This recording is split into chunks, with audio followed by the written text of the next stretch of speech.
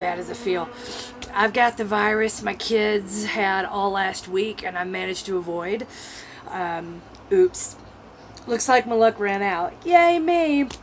I hope you guys that are racing tomorrow have all the luck that I'm not experiencing right now and tonight. I got a head cold. It's really nasty. I feel like crap. I'm not going to detail what else is going on. Just know that, like, there is no part of me that is settled at the moment. So, good luck. Godspeed. Violet and I will be tracking and watching everybody as you race tomorrow. Believe it or not, we've got 3 iPads ready to go. All of the people that are training in my AMR groups that are running marathons or halves are loaded into one of my 3 iPads, and my husband's as well. On my private clients, I'm watching you guys on my phone.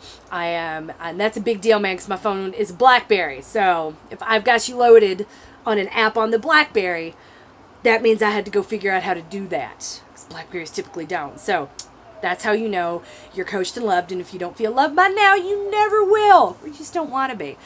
The big thing to remember, I said everything I had to say about the Twin Cities course in my big Mathy Math write-up the other day. Here's the big number you need to remember for Chicago, and it's 0.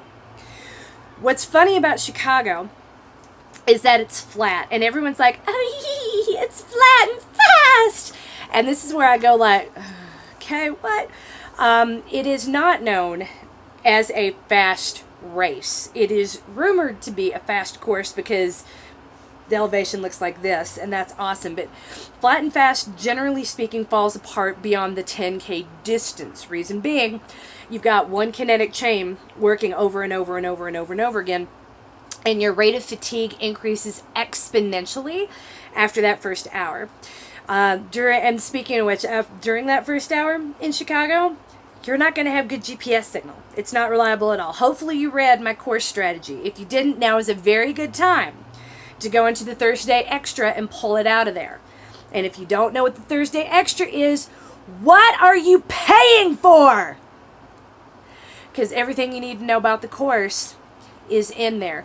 Any questions, go ahead and get in the Facebook group. Tag Susan, tag Melissa the Birch. They can send it to you, because I don't know if I mentioned this, but I'm kind of sick. I'm also not on Facebook at the moment. I will be going in there tomorrow for Ask the Coach. But for right now, Coach is about to take a little more NyQuil. Wish that she was going to the Book Lovers Ball and wearing the big ball gown that is Tiffany blue. That I had this big old plan. I was going to go with my husband and be like, oh, let's find something in the silent auction that matches my dress. It's Tiffany blue. Hint, hint. I had this whole plan. I was going to be super obnoxious.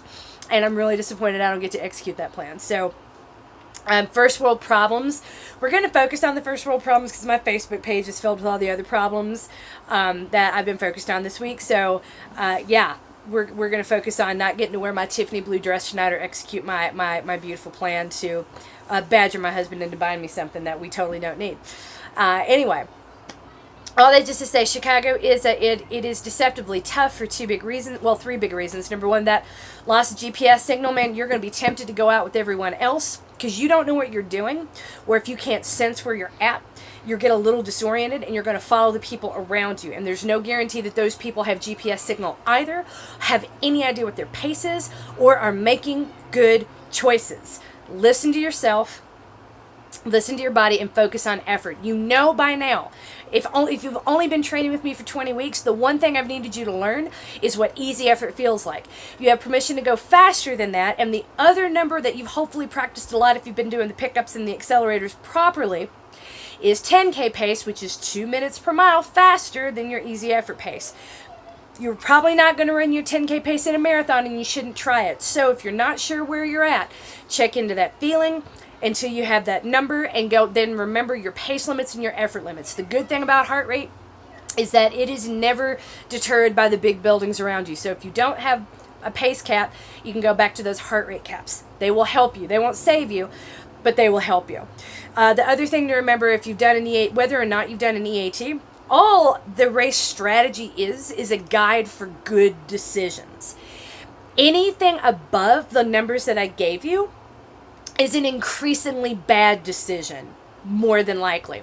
in all statistical probability. So if you're looking at the generic plan, in that first hour it says like a good cap's 155. Yeah, I stand by that. Are you gonna blow up if you're at 159? No, but it's probably not a real good sign if you're at 169. You might want to back off if you're at 165 in that first hour. And that's more how to look at it, not like, oh my God, slow down. It's just more like, hey, it's mile 2. My heart rate's at 180. I should probably back off. That is a good idea. Yes. And that's really all I need you to get out of it. Go out there and have fun and make good choices. And don't worry about hewing to an actual number or this super duper firm cap, or like, oh no, it's hour 2 and my heart rate's at 162. It's all over. It's not all over. That's not what it's about. It's just about, am I doing what I need to do? Am I in a good zone? And if you're underneath those lines, you're in a good zone. If you're over the lines, try not to be too much over the lines and you'll probably be okay. That's it. Everyone except Vanessa. I don't know what to say, Vanessa. You're effed. You're totally screwed. Just kidding. You're not either. I know you worry more than anyone else out here. I love you more than anything. You and Abby and Rochelle and Kara and even Todd sometimes. I try. It's not that hard. Just kidding. Amanda, you too. Ed Bonowitz, I love you more than anything, and I am just hopeful that you have a good day tomorrow and that you're not in serious amounts of pain. I hope there's no plantar fasciitis for anyone. I hope there's no knee pain for anyone.